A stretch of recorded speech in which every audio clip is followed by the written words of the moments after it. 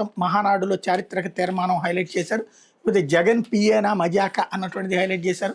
అంత సొమ్ము మీకెక్కడిది, భారీగా ఆస్తులు ఎలా కొన్నారు, వాసుదేవరెడ్డికి ఈడీ ప్రశ్నలు, లిక్కర్ ముడుపులు ఆయన బంధువుల ఖాతాల్లోకి, ఆ తర్వాత సొమ్ము దఫదఫాలుగా మళ్లింపు, భార్య పేరిట భారీగా ఆస్తుల కొనుగోలు, ఆధారాలు ముందు పెట్టి అడిగిన అధికారులు అన్నటువంటిది హైలైట్ చేశారు. లేకపోతే వైసీపీ మైనింగ్ స్కామ్పై ఈడీ అంటూ హైదరాబాద్, విజయవాడ, కోయంబత్తూరు, జైపూర్లో సోదాలు, జేపీవీఎల్, జీసీకేసీ, ప్రతిమా ఇన్ఫ్రా సంస్థలో హార్డ్ డిస్కులు, డిజిటల్ పత్రాలు స్వాధీనం, మనీ లాండరింగ్ కోణంలో ఈడీ విచారణ, జగన్ హయాంలో 2.5 కోట్ల కుంభకోణం లావాదేవీలు కేసీఆర్ బంధు సంతోష్ పేరు అన్నటువంటిది హైలైట్ చేశారు. అయితే న్యాయ వ్యవస్థ అవినీతికి అతీతం కాదు, అవినీతి పరులైన జడ్జీలు గతంలోనూ ఇప్పుడు ఉన్నారు, వారిని పరమ పవిత్రులుగా భావించనక్కర్లేదు అంటూ ఏదైతే మద్రాస్ హైకోర్టు చేసినటువంటి కామెంట్లు ఇప్పుడు సంచలనం సృష్టిస్తున్నాయి.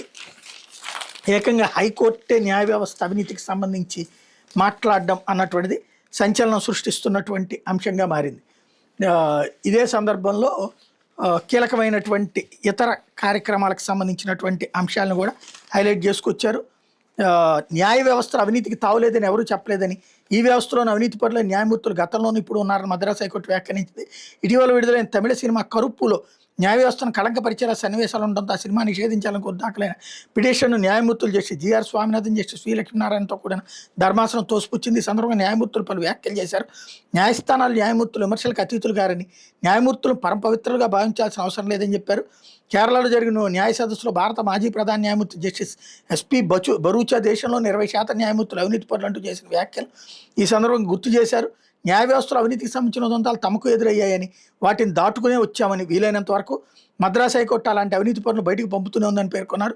తమిళ హీరో సూర్య, త్రిష నటించిన కరుప్పు సినిమాలో 7 వెల్స్ అనే ప్రాంతంలో ఉన్న కోర్టులో న్యాయమూర్తిని అవినీతి పరుడుగాను, నీతిబాహ్యమైన న్యాయవాదిని కోర్టుపై అపారమైన అధికారం చెలాయించే వ్యక్తిగా చూపెట్టారని తన పిటిషన్లో న్యాయవాది తమిళ్ వేందన్ ఆరోపించారు.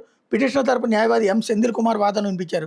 న్యాయమూర్తులు స్పందిస్తూ మొత్తం న్యాయ వ్యవస్థ అవినీతిపోయింది అన్నట్టు చిత్రంలో చూపలేదని, కల్పిత న్యాయస్థానాలు అవినీతి జరిగిందని చూపినప్పుడు దాన్ని 1971 నాటి కోర్టు దక్కన చట్టంలో నిబంధనల ప్రకారం శిక్షించలేమని తేల్చి చెప్పారన్నటువంటి వార్తని హైలైట్ చేశారు.